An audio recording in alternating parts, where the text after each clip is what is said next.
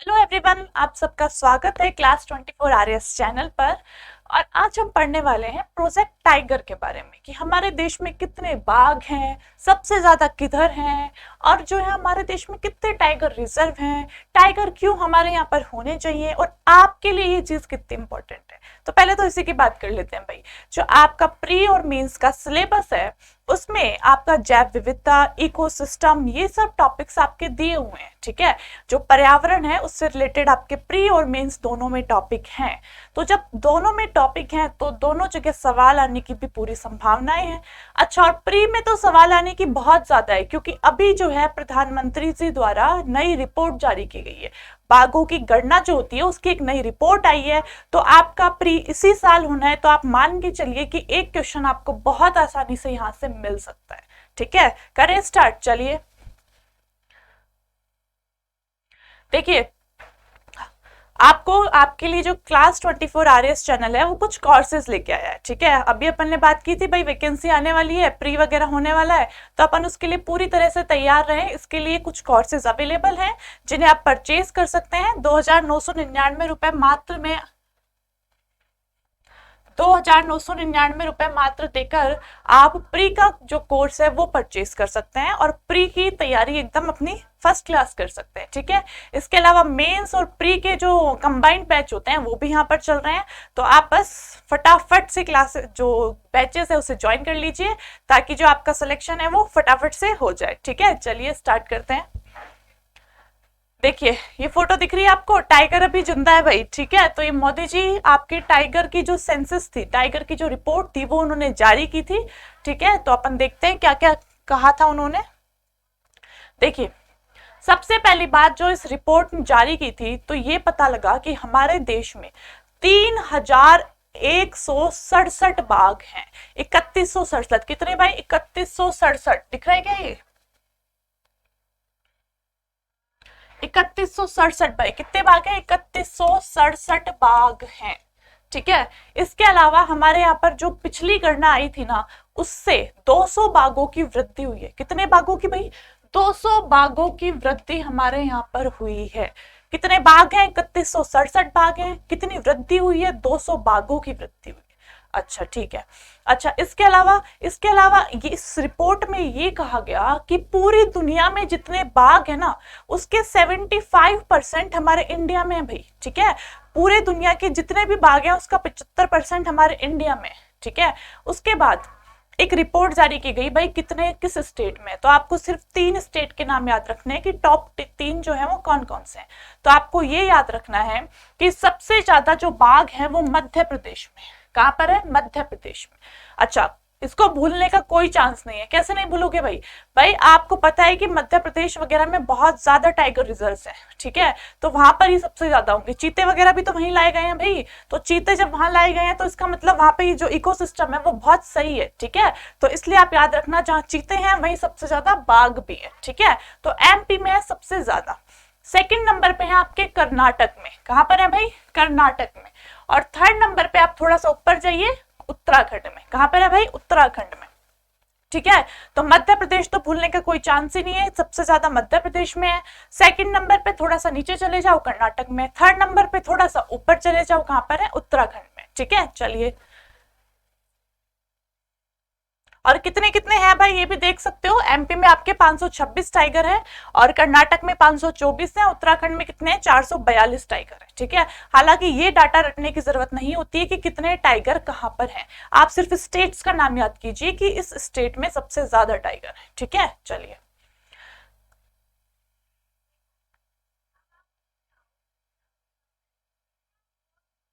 देखो, अंतरराष्ट्रीय बाघ दिवस नाम की एक चीज होती है भाई।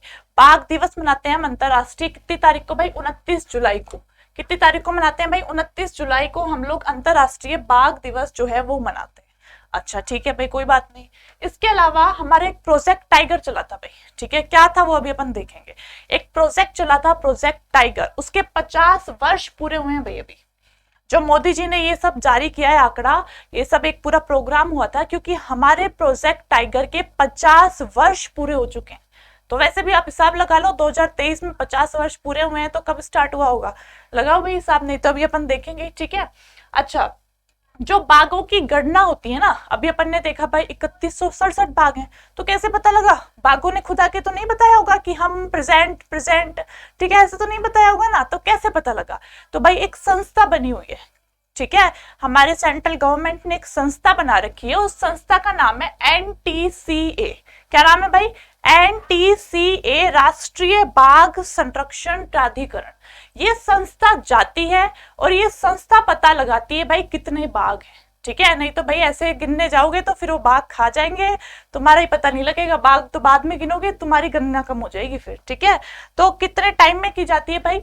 हर 4 साल में की जाती है, ठीक है, हर 4 साल में एक संस्था है एनटीसीए नाम की संस्था, वो जाके क्या करती है? बाघों को गिनती है भाई, ठीक है, और बाघों को गिन के ये बताती है कि कितने बाघ हैं, कितनी कमी हुई है, कितनी वृद्धि हुई है, वो सब काम यही करती है। आया समझ में? अच्छा ठीक है।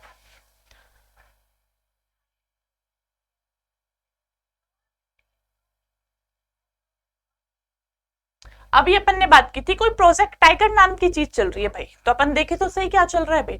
देखो एक टाइम क्या हुआ था, पहले हमारे यहाँ पर खूब ही बाघ हुआ करते थे भाई, बाघ वाघ खूब ही थे हमारे यहाँ पर, शेर चीते सब थे हमारे यहाँ पर देश में, ठीक है।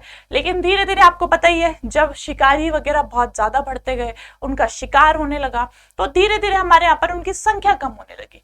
अब संख्या कम होने लगी और हमें सबको पता है कि ये जो है आपके प्राणी, ये आपके इकोसिस्टम के लिए बहुत जरूरी होते हैं भाई, है ना। जब इकोसिस्टम के लिए जरूरी है तो हमें कुछ तो ऐसा करना पड़ेगा कि इन्हें संरक्षित किया जा सके।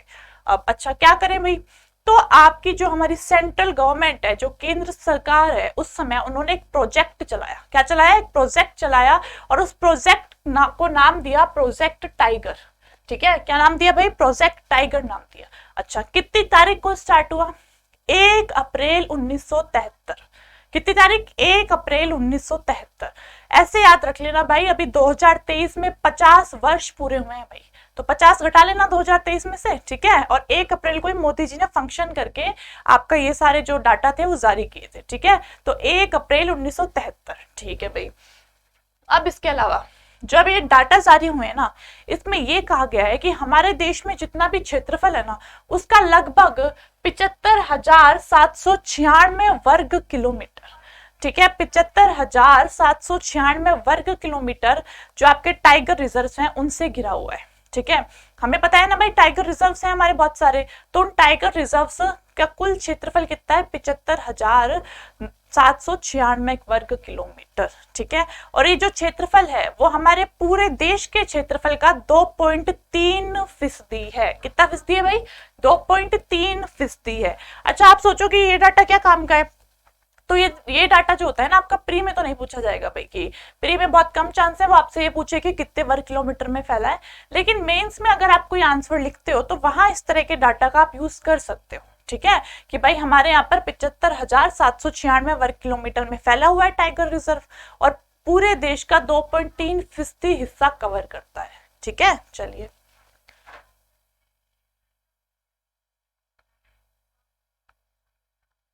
अच्छा, जब ये प्रोजेक्ट टाइगर स्टार्ट हुआ, ठीक है, हमें पता है, अभी अपन ने बात करी कि पहले भाई शिकारी वगैरह बहुत बढ़ गए, आते और उनको मार देते, उनका एक अपना फन गेम चल रहा था कि देखो कौन करता है सबसे ज्यादा शिकार, ठीक है। तो उनका आपस में वही कंपटीशन चलता रहता था। वो क्या करते थे? उसको बाघों को खूब ही मारा करते थे भाई। तो जब वो मारा करते थे तो क्या हुआ कि बहुत ज्यादा कमी होने लगी, तो उस कमी को दूर करने के लिए प्रोजेक्ट टाइगर चला दिया। अब प्रोजेक्ट चलाने से क्या होता है भाई, कोई रणनीति तो होनी चाहिए आपकी कि क्या करोगे उस प्रोजेक्ट में आप, ऐसा तो एक रणनीति बनाई गई। हमें ये पता लगा कि सबसे बड़ी प्रॉब्लम तो है उनकी सुरक्षा, सिक्योरिटी नहीं है भाई उनके पास। कोई भी जा रहा है उनके घर में, भाई उनका वन है पूरा, उनका जंगल है, वो उनका घर है, ठीक है। आप मुंह उठा के जा रहे हो उनके जंगल में और उनको मार के आ जा रहे हो, कोई आपसे पूछने वाला ही नहीं है, तो ये तो नहीं चलेगा भाई। तो सबसे पहले उन्हें सुरक्षा दी जाए, ठीक है भाई। कैसे देंगे सुरक्षा? सुरक्षा ऐसे दो भाई, शिकारियों से सुरक्षा करो सबसे पहले तो आप, ठीक है। जो आपकी वहां की वन विभाग है उनकी टीम की गश्त बढ़ाओ, वहां की सर्विलेंस बढ़ाओ आप, ठीक है। सीसीटीवी सर्विलेंस हो गई या जो इस तरह की सर्विलेंस है वो बढ़ाई जाए, ठीक है, ताकि ऐसा कोई भी कृत्य किया जाता है तो उसे पकड़ा जाए ना। आजकल आपको बहुत कम सुनने को मिलेगा कि शिकार हो गए, ठीक है। पहले ये खबरें बहुत ज्यादा होती थी भाई, हालांकि अभी भी होती हैं पर बहुत ही कम होती है ऐसी चीजें। वो इसीलिए क्योंकि सुरक्षा बहुत ज्यादा बढ़ चुकी है। ठीक है, वन विभाग ने काफी अच्छा काम किया है इस दृष्टि से और काफी ज्यादा सुरक्षा यहाँ पर बढ़ाई गई है। अच्छा, सुरक्षा दे दी भाई। दूसरी प्रॉब्लम बताओ, दूसरी प्रॉब्लम भी तो पता लगे। तो दूसरी प्रॉब्लम ये थी भाई कि जो वो आपके बाघ थे ना, वो जहाँ रह रहे हैं, जहाँ वो उनका घर है, ठीक है, उनके लिए वो उनका घर है भाई, उनका महल है वो, है ना। तो वो जहाँ रह रहे हैं उसके आसपास कुछ छोटे छोटे गांव सटे हुए हैं। ठीक है, आपको पता है, आपने राजस्थान हिस्ट्री पढ़ी होगी, आपको पता होगा कि कुछ आदिवासी लोग होते हैं या फिर आपके जो गांव के बिल्कुल वन के आसपास रहते हैं ना, उन्हें लगता है कि जंगलों पे उनका अधिकार है। ठीक है, उनकी जो आजीविका होती है पूरी की पूरी वो भी जंगलों पर ही निर्भर होती है भाई। ठीक है, उनका पूरा का पूरी जिंदगी जंगलों के आसपास ही घूमती है। ठीक है, तो ऐसे कुछ आसपास गांव भी थे। अब क्या होता है कि गांव पास में है और वहीं बाघ भी रह रहे हैं, तो क्या होता है, आपका जो ह्यूमन और जो आपके एनिमल कॉन्फ्लिक्ट जिसे कहते हैं ना, जिसे कहते हैं भाई जानवर और मनुष्य के बीच में जो संघर्ष होता है वो बढ़ने लगा भाई। भाई आपके वहां की महिलाएं हैं, मान लो गांव की महिलाएं हैं, वो गई आपके जंगल में लकड़ी वकड़ी काटने चली गई। ठीक है, थोड़ा अंदर चली गई और वहां पे बाघ भी आ गया। तो अब बाघ को ऐसे चेतावनी देके तो आता नहीं है कि हॉर्न बजा के आएगा कि मैं आ रहा हूं भाई, फटाफट निकल जाओ। वो तो फटाक से आता है और क्या होगा, उस महिला की मृत्यु हो जाएगी। तो ऐसे केसेस बहुत बढ़ने लगे, जो ये कॉन्फ्लिक्ट है वो बहुत होने लगे। या फिर कई बार क्या हुआ कि किसी बाघ ने किसी गांव के 3-4 लोगों को मार दिया, तो उन गांव वालों ने सोचा हम इस बाघ से लेंगे बदला, तो उन लोगों ने मिलकर उस बाघ का क्या कर दी, हत्या कर दी। ठीक है, उसे कहीं जाल वाल में फंसाया और उसकी हत्या कर दी। ऐसे केसेस भी काफी आने लगे भाई। ठीक है, तो इनके लिए भी कोई सोल्यूशन की जरूरत हो गई। तो सरकार ने क्या किया, जो भी जंगल से सटे हुए गांव थे ना, उनके पुनर्वास की व्यवस्था की। पुनर्वास मतलब कि उन्हें वहां से हटा के किसी दूसरी जगह पे शिफ्ट करना। अच्छा, वो तो मना कर देंगे भाई, ये तो हमारा घर है, हम क्यों जाएं छोड़ के। तो उनके लिए ये कहा गया कि भाई तुम्हें हम वहां पर एक घर दे देंगे। ठीक है, जहां हम तुम्हें शिफ्ट कर रहे हैं वहां पे हम तुम्हें एक घर देंगे अलग से। इसके अलावा दूसरी दिक्कत तुम्हारी यही तो है कि तुम्हारा रोजगार इन पे डिपेंड है ना, तुम भाई यहाँ से लकड़ियां लाते हो, ठीक है, वो सब चीजें करते हो, तो तुम्हारा जो जीवन यापन है वो जंगल से ही हो रहा है। तो हम तुम्हें रोजगार भी दे देंगे। क्या दे देंगे भाई, रोजगार भी दे देंगे।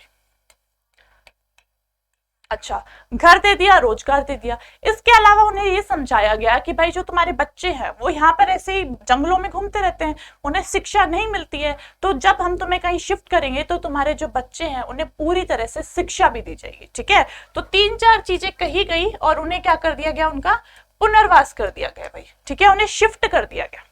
ठीक है, जब शिफ्ट कर दिया गया तो ये जो समस्या थी वो भी धीरे धीरे कम होने लगी कि भाई आपका मनुष्य और आपका जो जीव जंतु है उनके बीच में संघर्ष जो था वो धीरे धीरे कम होने लगा। तो जब ये चीजें धीरे धीरे कम होने लगी, जो बाघ था उसे अपना पूरा घर मिल गया। ठीक है, वो कहीं भी जा सकता है, कहीं भी उछल कूद कर सकता है। ठीक है, तब ये सब चीजें होने लगी तो धीरे धीरे उनकी संख्या बढ़ने लगी। ठीक है, और अभी हमने देखा कि हमारे यहाँ पर 3167 बाघ जो है वो हो गए। ठीक है, और दुनिया के 75% बाघ हमारे यहीं पर हैं। तो ऐसा क्यों है भाई, ऐसा तो कुछ नहीं है कि बाकी जगह इकोसिस्टम नहीं है ऐसा, या हमारे यहाँ पर ही कुछ खास ऐसा इकोसिस्टम है कि हमारे यहाँ पर ही बाघ हो सकते हैं। हमारे यहाँ पर इसलिए सबसे ज्यादा हुए क्योंकि हमारे सरकार ने कुछ विशेष प्रयास किए। इसके अलावा हमारी जो सोसाइटी थी उसने भी काफी योगदान दिया इसमें। देखो, कोई भी चीज होती है ना वो सरकार के प्रयासों से नहीं हो सकती, सिर्फ सरकार और आपका समाज,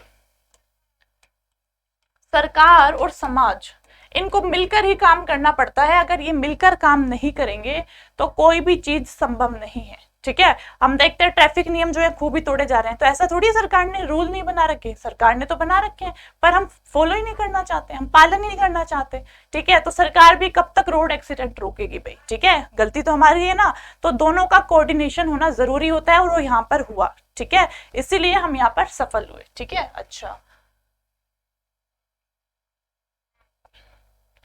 अब जो ये रिपोर्ट आई है, अभी अपन ने बात करी कि जो ये पूरी रिपोर्ट होती है, जो गणना वगैरह होती है, ये एनटीसीए नाम की संस्था जारी करती है। कितने टाइम में करती है भाई, 4 साल में करती है। अच्छा, तो क्या बताया इन्होंने, तो 1-2 बातें तो देख ली हमने कि कितने बाघ हैं और कौन कौन से स्टेट में है भाई। ठीक है, इसके अलावा इन्होंने ये बताया कि भारत में 53 टाइगर रिजर्व है। कितने हैं भाई, 53। अब आप बोलोगे हमने तो अभी सुना था कि एक 54वां घोषित हुआ है, तो भाई बिल्कुल हुआ है, लेकिन अब वो अभी पूरी तरह से एस्टेब्लिश नहीं हुआ है।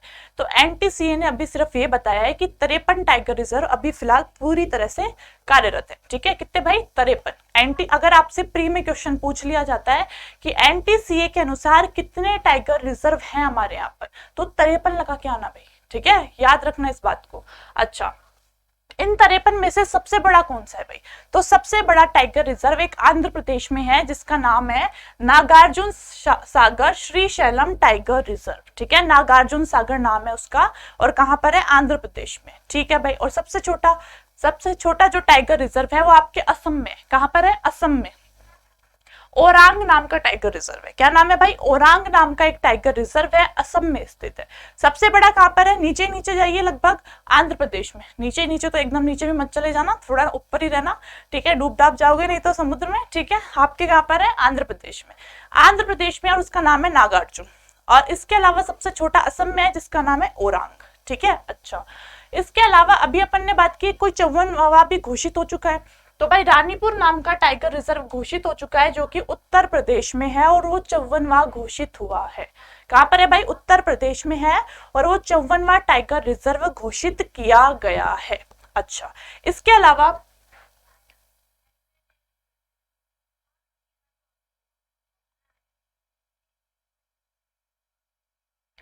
अलावा जो है, आप मुझे अब एक बात बताएंगे। अपन ने बात कर ली भाई इतने इतने हैं, अपन ने देखो 3-4 बातें यहाँ पे जरूर याद रखना। सबसे पहली बात 3167 बाघ है। कौन निकालता है ये गणना? एनटीसीए। कितने सालों में निकालती है भाई? 4 सालों में। अच्छा, इसमें सबसे ज्यादा कहां पर है? अपन ने बात करी थी जहां चीते बसाए गए हैं वहीं पर सबसे ज्यादा है भाई। कहां पर है? यानी एमपी में। सेकंड नंबर पे थोड़ा सा नीचे जाओ भाई, कर्नाटक में। उसके बाद कहां पर है भाई? उसके बाद थोड़ा सा ऊपर जाओ, कहां पर? उत्तराखंड में। ठीक है, ये 3-4 फैक्ट कितने हैं एनटीसीए के अनुसार? हमारे यहाँ पर 53 है भाई। प्रोजेक्ट टाइगर कब स्टार्ट हुआ? 1 अप्रैल 1973 को स्टार्ट हुआ। कितने वर्ष पूरे हो गए हैं? 50 वर्ष पूरे हो चुके हैं। ठीक है, ये कुछ फैक्ट याद रहेंगे भाई। अच्छा, इसके अलावा अब आप मुझे ये बताएंगे कि हमारे राजस्थान में, चलो ये तो बताइए आपको राजस्थान में कितने टाइगर रिजर्व हैं, क्या है, ठीक है, लेकिन आप मुझे ये बताओ कि हमारे राजस्थान में जो रामगढ़ विस्तारी जो आपका टाइगर रिजर्व घोषित हुआ था, पढ़ा था ना, काफी चर्चा में था कि रामगढ़ विस्तारी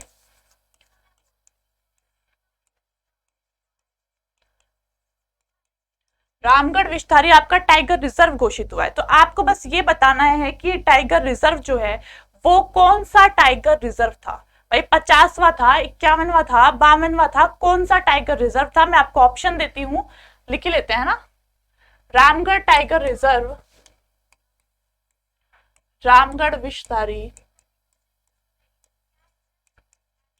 कौन सा टाइगर रिजर्व है भाई? ऑप्शन है आपके 50वां, 54वां,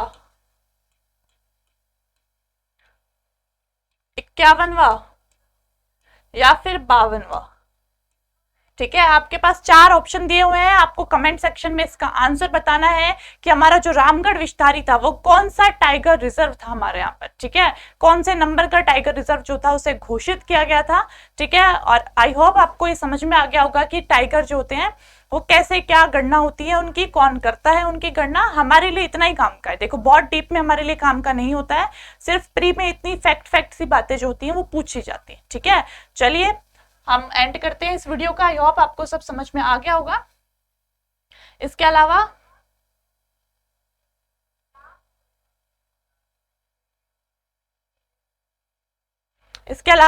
बस यही कहना चाहूंगी मैं आपसे कि आप हमारा कोर्स फटाफट ज्वाइन कर लीजिए, और पूरा कोर्स हम लोग मिलके साइंस का करेंगे। इसके अलावा भी जो भी आपके, ये आपको इतने अच्छे अच्छे टीचर्स दिख रहे हैं, ये सारे टीचर्स आपको क्या कराएंगे, आपके जो सारा सिलेबस है वो कवर कराएंगे, और आपका फटाफट से आप पूरी तरह से तैयार हो जाओगे, है ना। चलिए आप ज्वाइन कर लीजिए, बाकी कोई दिक्कत आती है तो हेल्पलाइन नंबर पे कॉन्टेक्ट कर लीजिए। Thank you so much for watching, bye bye.